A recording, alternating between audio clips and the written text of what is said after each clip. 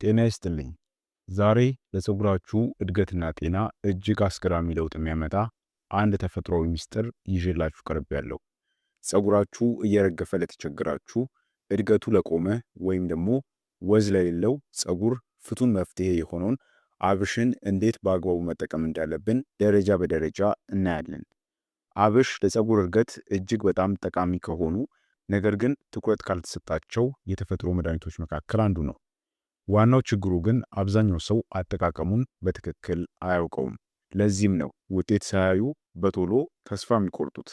በዚህ ቪዲዮ ውስጥ ምን ማድረግ እንዳለባችሁ ብቻም ሳይሆን አብሽን እንዴት እንደሚሰራ ተጨባጭ ውጤትም ለማግኘት ደረጃ በደረጃ መከተል ያለባችሁንም ዘዴ እምነግራችሁ ይሆናል።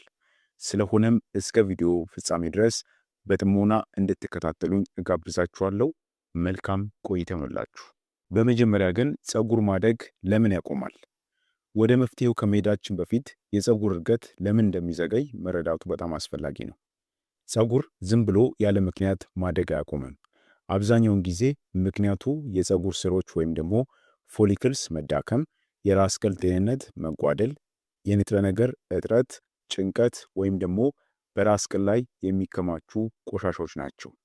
የራስ ቅል ጤናማ ካልሆነ የፀጉር መውጫ ቀዳዳዎች ስራ ያቆማሉ ወይም ደግሞ ይዳከማሉ።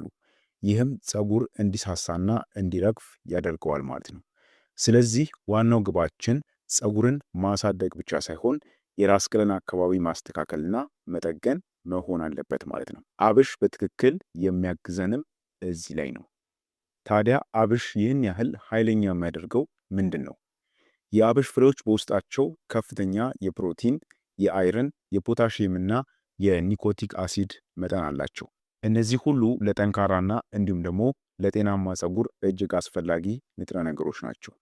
ፀጉራችን በአብዛኛው የተገነባው ከፕሮቲን ስለሆነ በፕሮቲን የበለጸጉ የተፈጥሮ ውህዶችን መጠቀም የተጎዱ የፀጉር ዘለላዎችን ለመጠገን ይረዳል። በተጨማሪም አብሽ ሌሴቲን የተባለ ተፈጥሯዊ ንጥረ ነገርም ይዟል። ይህም ፀጉርን ከስሩ ጀምሮ በጥልቀት እንዲረጥብና እንዲጠነክር ያደርገዋል ማለት ነው። ከዚህም በላይ አብሽ ጸረ ብግነትና ጸረ ፈንገስ ባህሪያትም ስላለው የፀጉር እድገትን ከማፋጠንም ባለፈ የራስ ቅልን ከፎሮፎርና ከተለያዩ የማሳከክ ስሜቶችም ይጠብቃል። ስለሆነም አብሽ ለፀጉራችሁ የሚሰጣቸውን 5 አስገራሚ ጥቅሞችን በቅድሚያ ልንገራችሁ። አንደኛውና የመጀመሪያ ጥቅሙ የፀጉር ስርን በጥልቀት ያጠነክራል። የፀጉር መርገፍ ዋነኛው ምክንያት የፀጉር ስሮች መዳከም ነው። አብሽ ወደ ራስ ቅል ውስጥ ዘልቆ በመግባት የፀጉር ስሮችን በቀጥታ ይመግባቸዋል። በጊዜ ሂደትም የሂደት ፀጉራችሁ እንዲጠነክርና በቀላሉም እንዳይሰባበር ወይም ደግሞ እንዳይረግፍ ያደርገዋል ማለት ነው። በጥቂት ጊዜ አጠቃቀም ብቻ በትራሳችሁ ላይ ወይም ደግሞ በማበጠሪያችሁ ላይ የምታገኙት የፀጉር መጠን ሲቀንስ ታስተውላላችሁ። ይህም የሚያሳየው የፀጉራችሁ ስር እየጠነከረ መምጣቱን የሚያሳይ ምልክት ነው ማለት ነው። ሁለተኛ አስገራሚ ጥቅሙ የፀጉር እድገትን ዑደት ይቆጣጠራል ወይም ደግሞ ያፋጥናል። ፀጉር በተፈጥሮ የሚያድግበት የሚያርፍበትና እንዲሁም ደግሞ የሚረግፍበት የራሱ የሆነ ዑደት አለው። አብሽ የፀጉርን የማደጊያ ጊዜ እንዲረዝም ይረዳል። ይህ ማለት ፀጉራችሁ ረጅምና ወፍራም ለመሆን በቂ ጊዜ ያገኛል ማለት ነው። በተጨማሪም ስራ ያቆሙ ወይም ደግሞ የተኙ የፀጉር ስሮችን በማነቃቃት በተለይም ፀጉር በሳሳባቸው ቦታዎች ላይ አዲስ ፀጉር እንዲበቅል ያደርጋል ማለት ነው። ሶስተኛ ጥቅሙ ተፈጥሯዊ የራስ ቅል ማጽጃ ነው። ቆሻሻ ወይም ደግሞ ዘይት የበዛበት የራስ ቅል የፀጉር መውጫ ቀዳዳዎችን በመድፈን እድገትን ሊያግደው ይችላል። አብሽ ታዲያ የራስ ቅልን ተፈጥሯዊ ዘይት ሳይነካው ቆሻሻን የሚያስወግድ ድንቅ ተፈጥሯዊ ማጽጃ ነው። ይህም የራስ ቅላችሁ ሚዛኑ የተጠበቀ፣ ይህ ማለት በጣም ያልደረቀ ወይም ደግሞ በጣምም ዘይት ያልበዛበት ወይም ደግሞ ቅባት ያልበዛበት እንዲሆን ያደርገዋል ማለት ነው። ይህም ታዲያ ለጤናማ ፀጉር እድገት ተመራጭ ሁኔታን ይፈጥራል። አራተኛ ጥቅሙ ለፀጉር ተፈጥሯዊ ወዝና ልስላሴን ሰጪ ነው። አብሽ ሊሴቲን የተባለ የተፈጥሮ ቅባት መሰል ንጥረ ነገር ይዟል።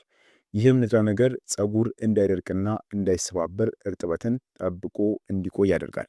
ፀጉር ሲነካ ለስላሳ እንዲሆንና እንዲሁም ደግሞ ሲታይም የሚያንጸባርቅ ወዝ እንዲኖረው በማድረግ ፀጉርን ወይም ደግሞ የፀጉርን ውበት ይጨምራል ማለት ነው። አምስተኛ አስገራሚ ጥቅሙ የፀጉርን መሳሳት ለመከላከል ይረዳል። አብሽን አዘውትሮ መጠቀም ፀጉር ጥቅጥቅ ያለና ወፍራም እንዲሆን ያደርገዋል። በፕሮቲን የበለጸገ በመሆኑም እያንዳንዱ የፀጉር ዘለላ ጥንካሬ እንዲኖረውና በቀላሉም እንዳይበጠስ ወይም ደግሞ እንዳይሰባበር ይረዳል። ይህም ደግሞ ፀጉር ብዙና የተሟላ እንዲሆን ወይም ደግሞ በዚህ መልኩ የበዛ ሆኖ እንዲታይ ያደርገዋል ማለት ነው። ታዲያ ይህንን ሁሉ አስገራሚ ጥቅሞችን ከሰጠን ይህንን ታዲያ አስገራሚ ማለትም ለፀጉራችን እድገት በጣም ተመራጭ የሆነው አብሽ እንዴት አዘጋጅተን መጠቀም አለብን የሚለውን ደግሞ ወሳኙን ክፍል አሁን ልንገራችሁ። አብሽን ማለትም ውህዱን ለማዘጋጀት ለፀጉራችሁ ማለት ነው ከ2 እስከ 3 የሾርባ ማንኪያ የሚሆን በቅድሚያ የአብሽ ፍሬዎችን ወስዳችሁ ሌሊቱን ሙሉ በውሃ ውስጥ ዘብዝፋችሁ ማሳደር ይኖርባችኋል። ይህንን ማድረግ በጣም አስፈላጊ ነው፣ እንዲሁም ደግሞ ወሳኙ እርምጃ ነው። ምክንያቱም መዘብዘፉ ፍሬዎቹ እንዲለሰልሱና በውስጣቸው ያሉ ንጥረ ነገሮች እንዲነቃቁ ያደርጋቸዋል። ከዚያ በኋላ ጠዋት ላይ ፍሬዎቹን ውሃው ብዙ ከሆነ መጠኑን ቀንሳችሁ በማሽን ትፈጩታላችሁ። ልክ እንደ ክሬም እስኪሆን ድረስ መታሸት ወይም ደግሞ መፈጨት ይኖርበታል ማለት ነው። ውህዱ በጣም የወፈረ ከሆነ ደግሞ ጥቂት ውሃ መጨመር ትችላላችሁ ማለት ነው። ስለዚህ አሁን ለፀጉራችሁ እድገት የሚሆን የአብሽ ውህድን አዘጋጃችሁ ማለት ነው። ለተሻለ ውጤት ግን አብሹ ከተፈጨ በኋላ የተለያዩ ግብአቶችን ጨምራችሁ መጠቀም ትችላላችሁ። ለምሳሌ አንደኛው እርጎ ነው። እርጎ ለወዝም እንዲሁም ደግሞ ፎሮፎርን ለመከላከል ይረዳል። ሌላው እሬት መጨመር ትችላላችሁ። ፀጉር እንዳይደርቅና እርጥበት እንዲያገኝ ይረዳል። በሶስተኛ ደግሞ የኮኮናት ዘይትን መጨመር ትችላላችሁ። እንዲሁም ደግሞ የወይራ ዘይትንም ጨምራችሁ መጠቀም ትችላላችሁ። ይህ ተጨማሪ ጥንካሬ ማለትም ፀጉራችሁ ተጨማሪ ጥንካሬ እንዲያገኝ ይረዳዋል ማለት ነው። ውጤቱን እናንተ እጥፍ ለማድረግ አሁን የጠቀስኩላችሁንም ግብአቶች ጨምራችሁ መጠቀም ትችላላችሁ ማለት ነው። ስለዚህ አሁን ውህዱን ካዘጋጀን በኋላ እንዴት መጠቀም አለብን የሚለውን ደግሞ ማወቅ አለባችሁ። መጀመሪያ ፀጉራችሁን በጥቂቱ ማርጠብ ይኖርባችኋል። በመቀጠል ፀጉራችሁን ከፋፍላችሁት ክሬሙን በፀጉራችሁ ብቻ ሳይሆን በቀጥታ በራስ ቅላችሁ ላይ መቀባት ይኖርባችኋል። ብዙ ሰዎች አብሽን የሚጠቀሙት ወይም ደግሞ እንደዚህ አይነት ውህድን ሲያዘጋጁ በቅድሚያ ትኩረት የሚሰጡት ፀጉራቸው ላይ ነው። ነገር ግን እናንተ አብሽን ስትጠቀሙት የራስ ቅላችሁ ላይ በትኩረት እንድታደርጉ እመክራችኋለሁ። እድገቱ የሚጀምረው ከስሩ ስለሆነ ትኩረታችሁ ስሩ ላይ መሆን ይኖርበታል። አንድ የተቀበታችሁትም ከጨረሳችሁ በኋላ የደም ዝውውርን ለማሻሻል ለ3 እና 5 ደቂቃዎች ያክል የራስ ቅላችሁን በጣታችሁ በቀስታ ማሳጅ ማድረግ አለባችሁ። ከዚያ በኋላ ለ20 ወይም ደግሞ 30 ደቂቃ ያክል አቆይታችሁት ለብ ባለ ውሃ በደንብ መታጠብ ይኖርባችኋል። ለብ ያለ ውሃ መሆን አለበት። ካስፈለገም ደግሞ መጠነኛ ሻምፑን በመጠቀም መታጠብ ትችላላችሁ ማለት ነው። ለተሻለ ውጤት የሚረዱ ተጨማሪ ምክሮችን ልንገራችሁ። ውጤት ለማግኘት ዋናው ቁልፍ ነገር በቀጣይነት መጠቀም ነው። ይህንን ተፈጥሯዊ መፍትሄ ቢያንስ ከ4 እስከ 6 ሳምንታት ያክል በሳምንት 2 ጊዜ መጠቀም አለባችሁ። እንዳታበዙት፣ በሳምንት 2 ጊዜ ብቻ። ፀጉራችሁን ስለሚያዳክመው በጣም ሙቅ ውሃ ከመጠቀም መቆጠብ አለባችሁ። ውሃው ለብ ያለ ብቻ መሆን አለበት ብያችኋለሁ።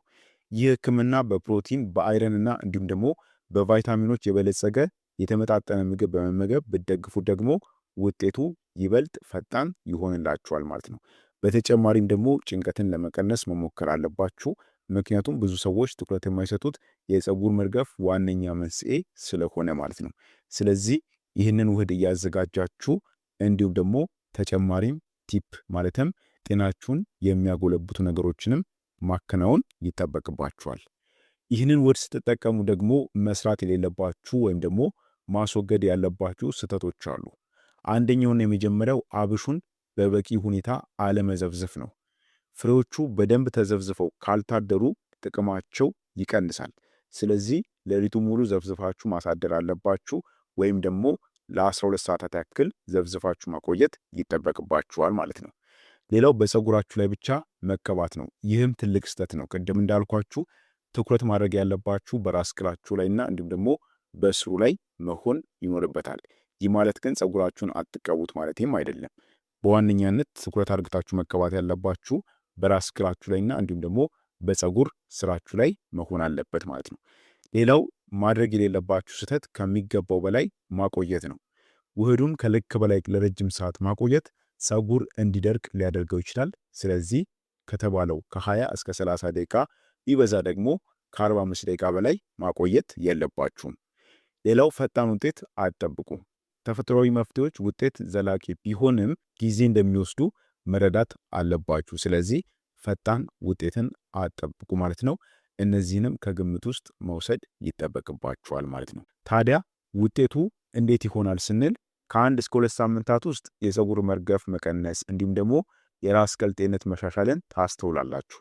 ከ3 እስከ 4 ሳምንታት በኋላ ደግሞ ፀጉራችሁ ይበልጥ እየወፈረና እየጠነከረ ይመጣል። ይህንንም ታስተውላላችሁ። በቀጣይነት ስትጠቀሙት ደግሞ ፀጉራችሁ በሳሳባቸው ቦታዎች ላይ አዳዲስ ቁንጮ ፀጉሮች መብቀል ይጀምራሉ ማለት ነው። ዋናው ነገር በትዕግስትና በቀጣይነት መጠቀም እንዳለባችሁ ማወቅ ነው። በስተመጨረሻም የአብሽ ውህድ ተራ የቤት ውስጥ መፍትሄ ብቻ አይደለም። ፀጉርን መልሶ ለማሳደግ የሚረዳ የተሟላ ተፈጥሯዊ መድኃኒት ነው። በአንድ ጊዜ ብቻ ፀጉርን ያጠነክራል፣ ይመግባል፣ ያጸደዋል እንዲሁም ደግሞ የራስ ቅል ጤንነትንም በከፍተኛ ሁኔታ ይጠብቃል። በትክክልና በቀጣይነት ጥቅም ላይ ከዋለ ወይም ደግሞ ከተጠቀማችሁት ያለምንም ውድ ምርቶች ወይም ደግሞ ኬሚካሎች የፀጉራችሁን ሁኔታ በተፈጥሯዊ መንገድ ይቀይረዋል። ለጥቂት ሳምንታት ሞክሩትና በፀጉራችሁ ላይ የሚመጣውን ለውጥ በራሳችሁ ተመልከቱ። ቪዲዮ ጠቃሚ ሆኖ ካገኛችሁት ለሌሎችም እንዲደርስ ሼር እንዲሁም ደግሞ ላይክ ማድረጋችሁን አትርሱ። ለዛሬ በዚህ ብቃን። በቀጣይ አስተማሪ የጤና ትምህርት እስከምንገናኝ በጤና ቆዩልኝ። ቻው።